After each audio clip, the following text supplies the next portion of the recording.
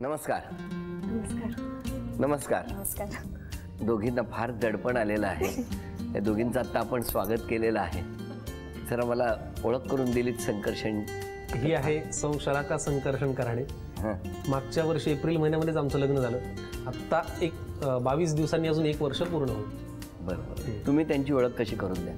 संकर्षणच्या अंगी खोड्या खूप.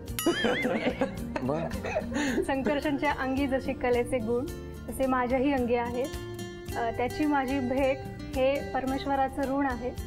मंगळसूत्र ही आमच्या पवित्र नात्याची खूण आहे. कराडेन इतकीच मी झी मराठीची सून आहे. अरे वा अरे वा, हे नव्हतं माहित मला.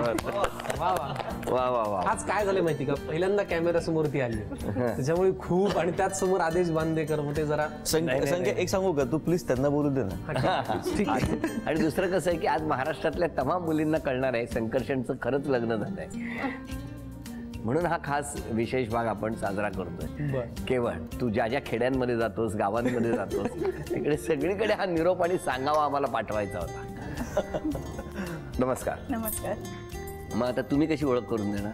हा माझा नवरा चिन्मय उदगीरकर. सॉरी तू काय. ठीक आहे ठीक आहे ठीक आहे. येऊ दे. माझा नवरा चिन्मय उदगीरकर आणि उखाणा घ्यायचा आहे ना. आम्ही पहिल्यांदा कोल्हापूरला भेटलेलो, त्यामुळे मी त्याच्यावर एक उखाणा बनवत आहे. कोल्हापूरला फिल्म केली वाजलाच पाहिजे.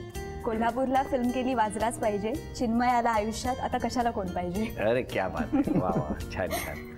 म्हणजे तुम्ही चित्रपटामुळे तुमची ओळख झाली का. Very good. तुमचं बालपण कुठलं. मी खरा माझा जन्म आहे तळेगावचा पुण्याला. शालेय शिक्षण माझं 3-4 ठिकाणी झालं बाबांच्या कामामुळे. बाबा काय करायचे. बाबा माझे सोडेक्झोला होते, आधी आउट ऑफ इंडिया होते, मग ते इथे शिफ्ट झाले. आता बाबा माझे पूजा सांगतात, ते आमचा म्हणजे फॅमिलीचं हे आहे सगळं. बरं. आणि मग 10th नंतर आम्ही ठाण्याला आलो राहायला. मग मी रुईया कॉलेजला होते माटुंगाला. त्यामुळे असं टप्प्याटप्प्याने शिक्षण. हो, टप्प्याटप्प्याने. त्यामुळे बालपण कुठे गेलं तर असंच सगळीकडे. तळेगाव, वसई, रोहा असं सगळीकडे झालेलं माझं. बरं. नाही, मी त्यांच्याशी गप्पा मारल्या मगाशी, बरंच बोलत होतो तेव्हा ते खूप भडभडून बोलत होते जेव्हा 2 मित्र एकत्र होते तेव्हा. आता काहीसे गप्प झालेत दोघेही. तर हे कशामुळे हो. नाही मी गप्पा नाही, मी त्यांच्याशी बोलतो. त्यांना विचारतो. सॉरी काय हो. बोल. नाही तो गप्प कधीच बसत नाही. कधीच नाही.